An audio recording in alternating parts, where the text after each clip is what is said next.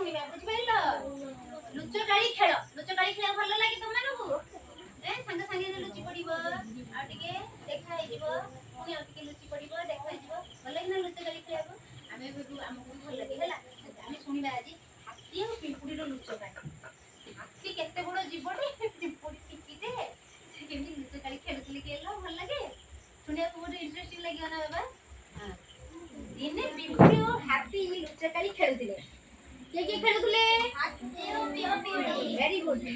ହାତୀ ଯେଉଁଠି ଲୁଚିଲେ ବି ପିମ୍ପୁଡ଼ି ସବୁବେଳେ ଜାଣି ନେଉଥିଲା ହାତୀ କେମିତି ହାତୀ ଲୁଚି ପଡିଲେ ପିମ୍ପୁଡ଼ି ଜାଣି ନଥିଲା କାହିଁକି ଜାଣି ନଥିଲା କହିଲ ସେ ବହୁତ ବଡ ନା ଦେଖିବାକୁ ସେ ଯୋଉଠି ଲୁଚିଲେ ବି ପିମ୍ପୁଡ଼ି ଯାଇକି ହାତୀ କାରଣ ହାତୀର ଆକାର ବହୁତ ବଡ ଥିଲା ପିମ୍ପୁଡ଼ି କେତେ ଛୋଟ ହାତୀ ବହୁତ ବଡ ତା ପରିମାଣରେ ଯେତେବେଳେ ପିମ୍ପୁଡ଼ି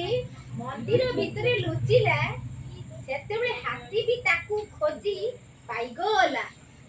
କେମିତି ପାଇଗଲା ପିମ୍ପୁଡ଼ି ମନ୍ଦିର ଭିତରେ ଜଣା ପଡିଯିବ ଧଳା ମନ୍ଦିର ମାଙ୍କଡ ପଡିଛି ଚକଚକିଆ ହେଲେ ପିମ୍ପୁଡ଼ି ନାଲି ପିମ୍ପୁଡ଼ିଟିଏ ଚାଲି ଚାଲି ଚାଲି ଚାଲି ଗଲା ତାପରେ ଦେଖିଲେ ଯେ ସେ ପିମ୍ପୁଡ଼ିଟିଏ ଯାଉଛି ସତେ ସଫା ଜାଗା ବୁଝିପାରିଲ କି ନାଇଁ ତାପରେ କଣ ହେଲା ନା କହିଲ ଦେଖି ମନ୍ଦିର ଭିତରେ ପିମ୍ପୁଡ଼ି ଲୁଚି ରହିଥିବାର କଥା ହାତୀ କିପରି ଜାଣିଥିଲା କୁହ ମୁଁ କହିଲି ଏବେ କୁହ କେମିତି ଜାଣିନେଲା ପିମ୍ପୁଡ଼ି ମନ୍ଦିର ଭିତରେ ଅଛି ବୋଲି ହାତୀ କେମିତି ଜାଣିନେଲା ତଳେ ସଫା ଜାଗାଟା ମନ୍ଦିର ଘାସ ଜାଗାରେ ସିନା ପିମ୍ପୁଡ଼ି କି ଜାଣିପାରିବନି କିନ୍ତୁ ସଫା ଜାଗାରେ ତ ଜାଣିପାରିବା ପରିଷ୍କାର ଦେଖାଯିବ ହାତୀ ସେଠି ଦେଖିଦେଲା ଯେ ହାତୀର ଏତେ ବଡ଼ ଆଖି ଅନେଇକି ଦେଖିଦେଲା ଆରେ ଏଇଠି ତ ସଫା ଜାଗାରେ ପିମ୍ପୁଡ଼ି ଚାଲିକି ଯାଉଛି